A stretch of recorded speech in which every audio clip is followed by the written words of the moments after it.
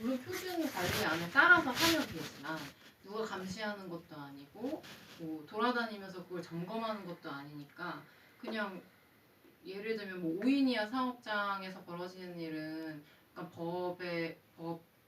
법 이하에 있는 처우가 잘 드러나지도 않고 개선되지도 않는 것처럼 그런 상황이다 보니까 사람들이 계속 아파트를 선호하고 다른 비선호 주택군들은 관리되지 않고 그냥 방치되는 속에서 이제 그런 일들도 더 발생하기 쉬운 게 아닌가 하는 생각이 있어서 앞장서서 원래는 아파트가 다 선호되기 전에는 우리 다 주택에 살았었잖아요. 막 문화주택이 막 보급되기 전에 다 주택에 살았는데 그런 욕망을 막 부채질한 게 어떤 길게 보면 하나의 그 안 좋은 조건이 형성되게 한 게 아닌가 하는 생각이 들어서 이런 책들을 읽었었는데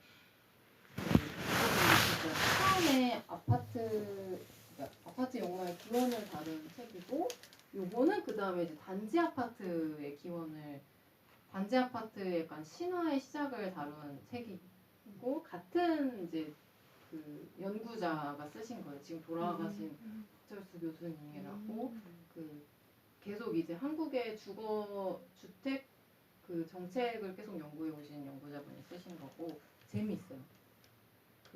그래 이런 정책의 영향을 받아서 이제 그런 아파트 사회 문화가 한 가족을 이제 강타했던 이야기를 담은 책이 이 책인데요. 이거는 이제 버블 패밀리라는 다큐멘터리 영화를 제작했던 마민지 감독님이라고 그분이 쓴 에세이인데 이것도 되게 재밌어요. 아버님이 그 한참 부동산 붐이 있을 때 그 주택 건설자셨고 그러다가 또 싹 망하셨고 그랬던 이야기를 이제 다루고 있는 얘기고 이거는 이 아파트를 차지하기 위해서 아파트 분양을 받기 위해서 이제 입양과 파양까지 이제 수단으로 쓰고 있는 한 가족의 이야기를 담은 단편 영화인데 이게 뭔가 앞에 전세 사기와 그렇게 직접적으로 관련이 있진 않지만 그 막 주거를 둘러싼 한국 사회 문화나 약간 그 약간 맥락을 알 수 있는 책이었다라는 점에서 좀 재밌게 읽었어요. 그래서 결국은 우리 주거가 중요하잖아요. 근데 제가 그 스위트홈으로 온라인 북토크를 할 때 그러니까 내 주거 여정은 그래서 어떻게 흘러왔을까라는 질문을 가지고 얘기를 하니까 서로 이제 자기 집 얘기를 하면서 이야기되는 과정들이 좀 좋았어가지고 그 QR로 들어가시면 스스로 그냥 내 주거 여정이 어떻게 지금까지 이루어져 왔나 하고 돌아보실 수 있는 기회가 되기도 하고 뭐 이걸로 그때 2-3명 같이 할 때는 같이 이게 한 테이블에서 얘기할 수 있었어가지고 했었던 걸 좀 공유하려고 가지고 나왔습니다. 요거는 이제 최근에 홈페이지가 생겨가지고 이제 신간인이고 집어넣고 그 전에는 이제 잡지를 만들었었어가지고 같이 놨고요. 궁금하신 분들은 홈페이지에서 보실 수 있고 저는 책을 삼프레스라는 출판사로 내고 있는데 소식이 궁금하시면 인스타를 통해서도 보실 수 있고 그래서 이제 마지막으로 이제 여기서 사셔도 좋고 또 동네 도서관에 신청해 주셔도 좋다는 말을 이제 끝에 이제 마치려고 합니다. 제 말은 마치려고 합니다. 하고 싶으신 말이 있으시면 하시죠. 질문 궁금한 거. 질문이 없을 것 같아. 제가 말을 너무 많이 해가지고. 네. 이게 그 말씀하신 저 잡지 세 번째. 네, 그게 세 번째 잡지였어요. 네네. 30대를 말하다. 저거가 20년을 끝으로 잡지는 나오지 않았어요. 근데 단행본 준비하신다고. 네, 앞으로도 근데 제가 다음 책으로 생각하는 게 한 기획이 2개 정도 있는데 올해 하나가 더 추가되면은 3회 작업을 이어가지고 잡지가 아니지만 3회 작업을 이어서 내지 않을까 하고 생각하고 있어요. 11월 정도에 그런 상황입니다.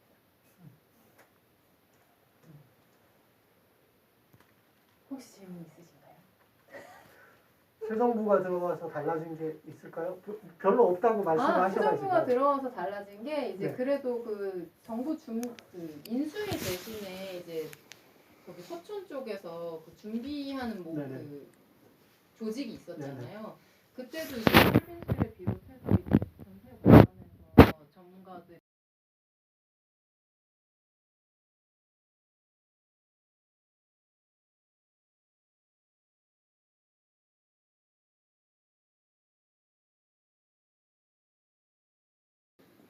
그게 그렇게까지 되는데 지금 4년 됐거든요. 그래서 대단한 것 같아요. 되는 수밖에 없을 것 같아요. 누가요? 아 그러게요. 너무 좋겠다. 왜냐면 그러게요. 국회의원들은 다 자기 집 있고 하니까 전세 뭐 관심 맞아요. 있겠어요. 저는 진짜 국회의원들은 집이 뭐 있는 게 문제가 아니라 몇 채씩 있으니까 사실 뭐 임차인이 어떻게 되든지 표만 상관이 없으면 그렇죠. 다양한 분들이 국회의원으로 있으면 좋은데 어려우니까. 그러니까 나쁜 사람을 안 찍으면 돼요. 그것도 맞아요. 나쁜 사람 안 찍으면 안 돼요. 찍으면 돼요. 거기에 휘둘리면 안 되거든. 또 그 나쁜 사람이었 여론에 휘둘리면 안 되는 거예요. 여론에. 맞아요. 근데 기본적으로 나가려면 돈이 있어야 되는 맞아요. 사람이니까. 정치에 돈 많이 들어가요. 근데 저도 굉장히 오랫동안 여기저기 다니면서 했지만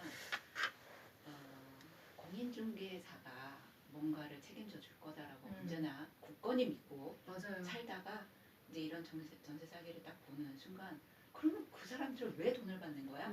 라고 맞아. 생각했었거든요. 근데 많은 사람들이 그 의문은 갖고 있는데 여전히 해소되지 않은 상태로 그냥 또 뭘 하는 거죠 그분들은? 그냥 뭐랄까 이렇게 연결시켜줘. 네, 연결만 그거 시켜주는 말고는 근데 왜 뭐 이렇게 보험도 들고 그러잖아요. 사고 생길 때. 그 사고 네, 생길 때 보증보험. 보험을 드는데 근데 그것은 별로 효과가 없어요. 그게 그러니까. 한 건당 나오는 보험금이 아니라 그 해에 발생한 사건 맞나요? 그 부동산 중개인 보험 중개인 얘기하신 거죠? 보험. 그죠? 협회에서 협회. 드는 네, 네, 보험이고 개인이 공제 드는 게 증서라고 나오는데 계약을 할 때 공제 증서라는 걸 줘요. 예를 들면 이 1억 원짜리, 2억 원짜리. 부동산 예, 맞아요. 그 사무소가 가입한 공제 증서라고 하면서 1억 원이 적힌 걸 드림이 있는데 사실상 그 말씀하신 대로 그 사무소가 가입한 금액 전체에 대해서 그러니까 모든 사고가 100건이면 100건 발생을 하더라도 그 1억 사람들한테 안에서. 줄 수 그 있는 건 안에서 1억까지예요. 1인당 1억이 아니라 100명에게 그 1억을 n분의 1을 해서 네. 나는 받을 수 있는 돈이 너무 적다. 네, 근데 사람들은 1억이라고 1억이라고 생각하니까, 하니까 그쵸. 네, 건당 1억? 네, 보증금이 1억 5천이면 1억은 공제받을 수 있게 보험으로 그니까요. 받을 수 그렇게 있겠구나 얘기해주는데. 생각하는데 사실은 100명이 사건이 그게 발생하면 소송을 통해서 100명끼리 싸워서 결국에는 그거를 가입한다고 해서 주는 게 아니라 결국 민사소송으로 넘어가서 이 사람은 얼마의 비율로 이 사람은 얼마의 비율로 비율 산정을 해서 협회에서 겨우겨우 1억을 주는. 근데 협회도 사실 100대 0으로 나온 판례는 지금까지 하나도 없어요. 뭐 6대 4 정도 해서 1억 중에 얼마를 피해자들끼리 싸워서 100명이. 네, 돈을 가지고 갈 수 있는. 아 그것도 다가 아니고 네. 6대 4로. 네네. 그러니까 그건 6대4라는 건 잘잘못을 네네. 서로 따져서 지금 한다는 거. 뭐든지 공인중개사 그렇잖아요. 잘못은 음. 기준은 이 정도다. 협회가 어떻게든 돈을 안 주려고 하기 때문에 공제 증서가 정말 종이 쪼가리. 근데 그거를 싸우지도 않잖아요. 아예 너무 사실 막막해서. 민사소송을 하는데도 돈이 많이 들고 변호사 선임비가 최소 330부터이기 때문에 피해자들은 이미 돈이 없는데 그걸 돌려받으려고 하지 않죠. 그래서 그냥 나 포기해야겠다. 어차피 싸워도 시간이 2, 3년 걸리고 돈은 돈대로 또 쓰는데 이 몇십만 원, 몇백만 원 받자고 내가 소송에 또 돈을 투자하다니 힘들어서. 그리고 변호사 그 더 나쁜 놈이 변호사도 사기치는 놈이 있어요. 변호사들도 싸게 받아. 남도 수수료가 뭐 300에서 얼마인데 걔는 150만 주면 해준다고 그래. 그러고 손 놔. 손을 놔요. 아, 맞아요. 진짜 손을 맞죠. 놔요. 손을 놔버려요. 네. 안 해 해달라 해가지고. 우리는 나중에 성공보수를 요청을 하자. 회수금액의 몇 퍼센트가 성공보수가 착수금을 싸게 받아놓고 성공보수를 이만큼 가져가는. 그리고 또 이게 가능성이 없는 안이라고 하면은 진행을 안 하고 계속 묵혀두는 경우도 너무 많고 처음에 받는 거는 그나마 거기서 계속 묵히는 제가 지금 기억은 가물가물한데 사실 2015년도에도 그 즈음에도 전세 사기가 전국적이진 않은데 크게 발생한 적이 있었거든요.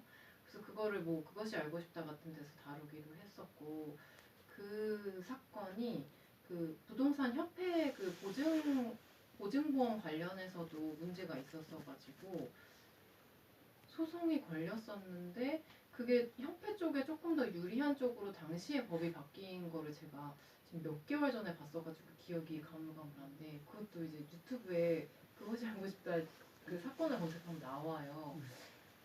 그 협회 쪽에서도 국회에 뭐 우리나라는 막 전문적으로 그 로비라고 하기는 그렇지만 국회에 계속 영향력을 가지고 있기 때문에 협회 쪽이 임차인 조직되지 않은 임차인보다는 그 국회에 훨씬 목소리가 그러니까 국회의원들한테 목소리가 훨씬 크기도 하고 이건 관련해서 이렇게 좀 관련해서 다들 너무 지금 현재 살기가 한데 시위를 계속 나갈 시간은 어떻게 될까? 그게 제일 가장 그리고 사실 피해자들 다 본인 돈으로 시위 참여하고 그러니까. 계속 얘기하고 나가야 되는 거라서 지속 가능한지가 지금도 진짜 현재 진행형이고 저는 주변에 전세 사기 당했다는 사람이 근처에 맞아요. 있더라고요. 대전도 되게 많은 네, 지역이어가지고 많이 지인 중에도 있어요. 진짜. 잘 지냈어? 이렇게 물어봤는데 언니 사실 나 전세 사기 이렇게 얘기 듣는 경우도 있고 뭐 저희 오빠네 직장에도 있다고 하고 그래서 이 책이 지금 나온 게 늦지 않고 이게 여전히 유효하니까 이 책이 지금 되게 잘 나온 것 같은데 문제는 이 책을 되게 많이 알려서 이게 여전히 유효하고 우리의 일이고 이런 시간 속에 살고 있는 사람이 많다는 거를 어떻게 알려야 되는지 그런 걸 좀 제가 고민을 홍보를 할 수 있는 방법을 잘 생각해서 해야 되는데 예, 제 문제인데. 하셔야 좀 될 것 잘하세요. 같아요. 맞아요. 제가 잘해야 돼요. 그래서 전국을 좀 돌아다니면서 그러려고요. 전국을 네. 돌아다니는 거 확실히 예, 하려고 해요. 해서 저도 좀 책도 보고 주변에 좀 알리고 해야 될 것 같다는 생각이 좀 들었어요. 그래서 이런 책을 써주신 게 너무 감사하고 안 책을 그래도 사서 제가 읽어봐야 집에서 되겠다. 맨날 홍보 안 하고 뭐 하는 거냐? 너무 쓰면 너무 홍보해야지. 너무 필요한 책인 것 같고 쓰신 기간은 얼마나 되세요? 이 이거 책을? 되게 천천히 썼어요. 왜냐면 2023년에 철빈 씨랑 처음 연락하고 인터뷰 시작한 게 다음해 2월, 3월이고 한 인터뷰를 한 8월까지 그 했거든요. 한 두 분 정도 월에 한 두 분 정도 해가지고 했고 좀 오래 걸렸죠. 그러고서 2025년 10월에 나왔어요. 작년 10월에. 네, 작년 10월에 나왔구나. 나왔어요. 오래 걸렸어요. 그래서 서울 화곡동 쪽 그쪽하고 네. 수원, 대전 네. 또 어디가 제일 또 많아요? 인천이 진짜 부산도 많잖아요. 많고 미추홀구, 맞아. 미추홀구가 그 많이 미추홀구 이슈가 진짜. 되죠. 음. 자살하신 분도 거기 맞아. 처음 거기 나왔고. 되게 많았어. 미추홀구 안상미 위원장님도 인터뷰를 했었는데 그 정태훈님 세 번째 에피소드 정태훈님이랑 이야기가 좀 겹치는 게 있어서 그분 이야기를 조금 에피소드에서 조금만 언급하고 다음에 살려야 되나 이런 생각을 했었어요. 그 지역을 다니시면 좋겠고 가실 때마다 거기 지역 유형을 오라고 해주세요.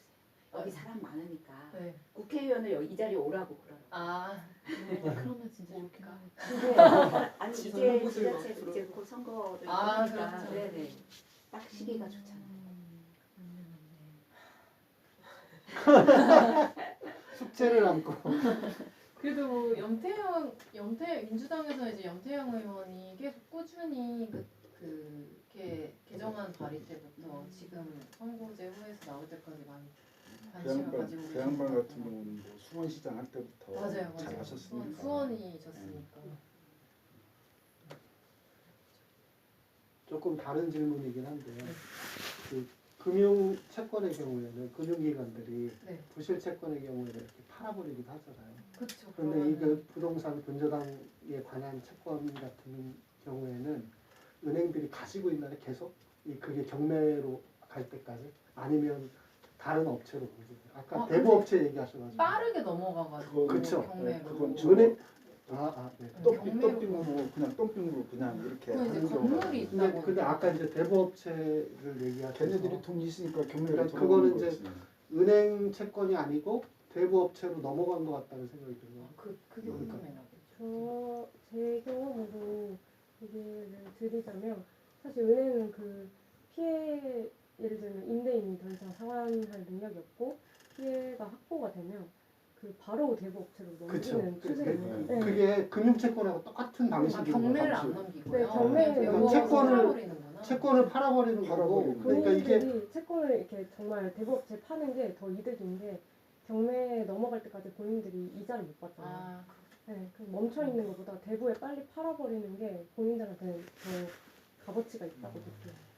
임대인한테 이자를 못 받으니까 그냥 대부업체에 팔고 대부업체가 경매를 넘기고. 네, 왜냐하면 어차피 임대인한테 이자는 쌓여 있고 이거를 회수하기에는 그 경매에 1차에 낙찰되라는 법은 아무도 없고 유찰이 2, 3차까지 가는데 유찰되면 점점 가격이 뭐 79%, 40 몇 %로 떨어지니까 은행에서는 절대로 손해보려고 하지 않거든요. 그래서 무조건 대부업체로 빨리 싸게 그나마 싸게 넘기지만 손해보지 않고 털어버리고 대부업체에서 이제 움직입니다. 그것도 제 상식으로는 대부업체가 저희가 뭐 제1금융권, 2금융권 이렇게 쭉 얘기하잖아요. 근데 대부업체도 그 다른 하청에 또 이렇게 팔아넘기고 하는 시스템이 또 있을 것 같고요. 그러니까 이게 아까 이제 핵심적으로는 저는 금융 시스템의 문제라고 맞아요. 보거든요. 근데 그 얘기를 하는 분들이 별로 없어서 그러니까 이거를 뭐 부동산 혹은 뭐 이런 쪽으로만 이제 얘기가 되고 부동산 정책에 예, 대해서. 그거로만 얘기하고 실제로 금융 정책하고도 아까 얘기했듯이 이게 시발점이 이명박 정부 때 나온 어떤 대출 확대와 보증금. 임대사업자들을 확대하면서 그들에게 쉽게 이렇게 또 대출도 이제 임차인들이 쉽게 받을 수 있도록 맞아요. 하면서 그리고 그 대출 상품도 은행만 파는 게 아니고 그렇죠. 그걸 다 넘겨가지고 그러니까. 사실 업체에서 팔기 때문에 시스템 관리가 잘 안 돼요. 금융 시스템의 문제가 맞죠. 이제 부동산과 결합한 그런 그렇죠. 시스템. 네. 지금 그 제3, 제2나 제3금융권이 제일 금융한테 돈을 빌려요. 그러고 신용이 없는 사람들한테 그 사람들한테 이자가 더 높게 받으면서 대출을 해줘. 내가 1금융에서 3% 주고서 1,000만 원을 빌려봐요. 그러면은 이 사람들한테는 7, 8%, 15% 아니면은 최고가 24.5%거든. 연 그게 이제 사채들이거든요. 요즘 뭐 선전 안 나오는데 옛날에 뭐 사남원이라든가 요즘 뭐 그런 선전 안 것도 나오죠. 뭐 카드로 뭐 그런 것도 24.5%라고. 그걸로 잔치하는 거야. 그걸로. 저는 그 전세 사기 피해만에 대해서만 듣고 사실 그 제가 부동산 이런 걸 전혀 몰라가지고 임대인이 전세로 자꾸 자기 돈이 없는데 받은 돈으로 이렇게 이것도 사고 또 사고 해가지고 보통 이제 나 줄 돈 없어 이렇게 하는 거잖아요. 여러 채 가지고 뭐 경매로 넘어간다. 그러면은 임대인 자체는 뭐 잃을 돈이 없는 거예요? 그렇게 임대인은 터지고. 만약에 보증금을 받은 돈을 본인 명의가 아니라 뭐 다른 데 빼돌리거나 뭐 다른 데 써버렸거나 하면은 사실 처벌은 받는다 처벌은 하더라도 받지만 돈은 회수가 안 되는 회수는 못 돈은 받는 줄 돈이 줄 돈 없어요 이러면 안 줘도 그냥 되는 거예요. 그럼 뭐 없으면은 이제 어쩔 수 가까운데 없어요. 가잖아요. 이제 학교 한 3개월, 6개월 있다 오면 끝나는 거잖아요. 그런 거 그 임대인이 빚을 지게 되고 이런 것 이게 상황도 아니고 그거는 본인이 빚을 져서 갚을 사람은 그렇게 하겠지만 애초에 그럴 목적이 아니기 때문에 먹고 그냥 무지가 돼버리고. 배째라고 하는 진짜요. 거예요. 그래서 그래서- 민사소송을 해야 되는데 그것도 돈 드는 일이라서 민사는 굉장히 또- 어려운 그리고 거죠. 민사를 해서 민사는 뭐 뭐 집행 그냥 짧아야 권한을 10년인데. 얻어도 돈이 없으면은 네, 네. 못 주는 집행이 안 거죠. 내 통장이 없다 이렇게 우기면 끝나는 일이 돼버리는. 그죠. 그것도- 돈 없으면 그냥 그것도 끝나는 짧아야 10년인데. 그러면 뭐 경매 넘어간 집은 그냥 은행에서 그렇게 처리하고 임대인한테는 뭘 더 돈을 내놓으라고 요구를 할 수도 없고 없어요. 전혀 네. 없어. 그러면 임대인은 손해 보는 게 없으니까 자꾸 또 그치. 그런 뭐 아. 감옥 가면은 그게 그 정도. 근데 감옥도 사실 이거는 금융적인 부분은 아예 다 빠져 있고 정말 형사 집행적인 형사적인 부분이라서 어, 제가 생각했을 때는 이 국가 전체가 얘를 사적 계약으로 보기 때문에 절대로 이 범죄 조직이나 뭐 아무리 조직적으로 활동을 해도 범죄 조직 단체죄나 뭐 저희가 생각하는 보이스피싱 수준이라고 생각하지만 뭐 공인중개사도 껴있고 부동산도 껴있고 다 껴있지만 얘를 사적 간의 거래로 보기 때문에 나라에서 강제권이 없어요. 이 사람 재산에 조직범죄로 대해서. 보지 않는다는 그래서 거죠. 개인. 강제권이 없으니까 돈을 얘한테서 뺏어서 줄 수 있는 상황이 절대 아니고 아까 말씀하신 것처럼 민사 소송을 통해서만 할 수 있어서 가만히 보면 저희 임대인은 가족적으로도 그리고 추징금이 네, 없죠. 네. 없죠. 그냥 추징금. 가족한테 돈 명의를 다 돌려서 가족들은 막 예전에 박세리가 살던 집에서 펜트하우스에서 사는데 임대인 명의로는 돈이 한 푼도 없대요. 없습니다. 근데 동생 이름으로 엄마 이름으로 재산이 엄청 많은 거예요. 그 책에도 그 사례가 나오는데 그 임대인은 감옥에 가 있어요. 네. 근데 그 딸이 또 다른 건물을 가지고 어, 임대업을 전세. 하고 아, 있는 또 거예요. 그지랄. 아. 돈이 엄청 많아요 가족이. 빼돌려 놓았으면. 좀 전에 그런 얘기도 하셨거든요. 저는 그냥 그렇게 임대인들이 가해자로서라고만 생각했는데 바지 사장 네, 그런 바지 사람들 사장. 엄청 많다고 하셨잖아요. 바지 사장도 많고 근데 그 사람들이 그분들도 피해를 입는 케이스들이 많다는 건가요? 어떻게 되는 거예요? 그분들은 피해자라고 하기는 그렇죠. 어려워요. 동조해서 같은- 돈을 같은 받았다. 피해자가 공범이라고. 조직인데 같은 공범이라고 해야죠. 그 네. 김대성 씨의 경우에는 들리는 얘기에 의하면 지능이 많이 낮으신 분이셨다고 네. 하긴 했어요. 그러니까 음. 이용당한 거죠. 예를 들면. 근데 그러니까 그런 이제 케이스는 그- 정말 적고 대부분은 다 그렇게 같이 예. 그리고 왜냐면 수익을 받았기 때문에 음. 그거를 참작할 수 있는 건 또 없고. 보통 이제 그 전에는 이제 역 앞에 이제 노숙자들 꼬셔가지고서 이제 그렇게 하는 경우가 많았어요. 이름 빌려주고. 어. 갖다 그냥 소주 한 병 사주고서 나도 나이 몇이냐 민증 내놔봐 그러고서 이제 거기서 이제 그게 이제 작업이 들어가는 건데. 해보신 거 아니에요? 그 김대성 씨는 그 전에 부동산 중개 보조원을 아마 하셨을 거예요. 거기서 약간 그 체득을 하셔가지고 아무튼 바지 사장도 하게 된 걸로 알아가지고. 왜냐면 그게 돈이 든다는 걸 아니까. 그렇죠. 돈이 된다는 건 아니니까. 다양한 사례가 있겠지만 저도 뭐 그 책을 보고는 또 이쪽을 해서 맞아요. 저도 네 그런데 그, 피해자들이 연령대가 왜냐면은 이제 대체로 막 70% 30대 40대들이 젊은 친구 공략하기가 많죠. 좋거든. 네, 제일 젊은 층이 많죠.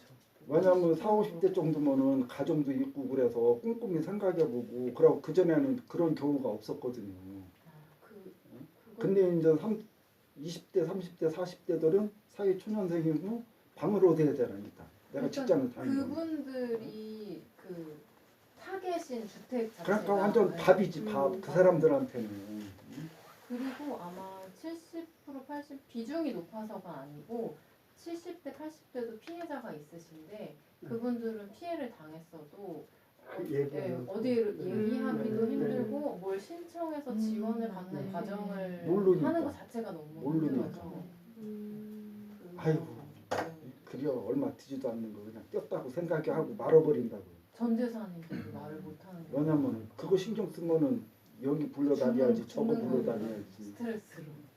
그래서 그 강서구에 그 강서구 대책위 하셨던 분은 이제 역 앞에서 이제 그 서명 받고 있는데 한 분이 되게 화를 내면서 오셨대요, 할아버지가. 그래서 그 할아버지한테 도대체 왜 이렇게 화가 나셨냐고 물어봤더니 본인이 알고 보니까 전세 사기 피해자셨던 거예요. 이제 할 수 있는 게 없으니까 칼을 가지고 다니면서 집주인 나타나면은 걔도 죽이고 나도 죽으려고 한다고 이제 말씀을 하시는 걸 보면서 이분이 그때까지 그냥 열심히 활동을 하셨는데 그 얘기를 듣고 보니까 혹시 자기 미래가 그런 거 아닌가 하는 생각이 들어요.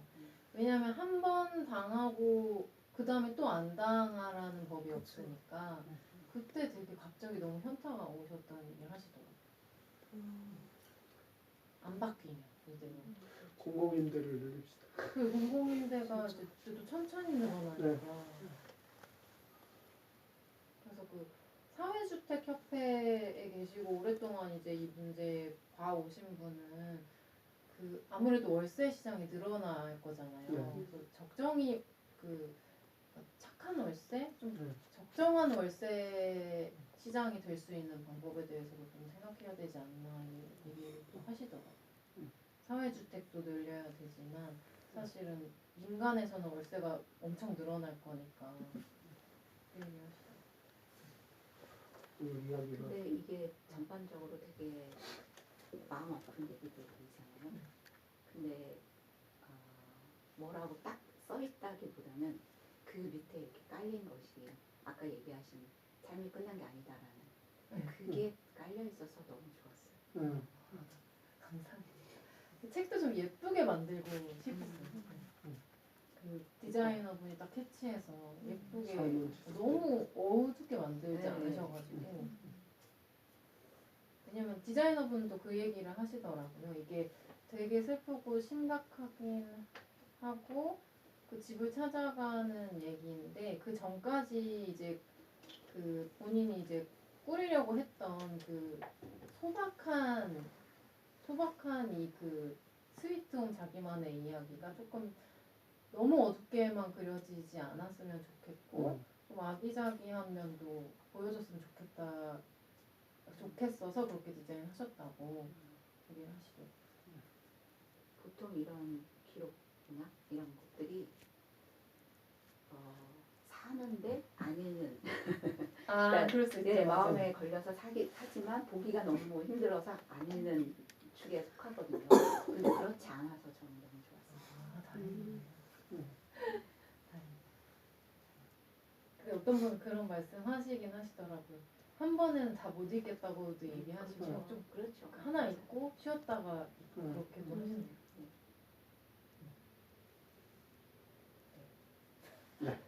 오늘 사서 가겠습니다. 여기서 사실 때요. 가지고 다니기도 좋아요. 예, 예. 잘라서. 가방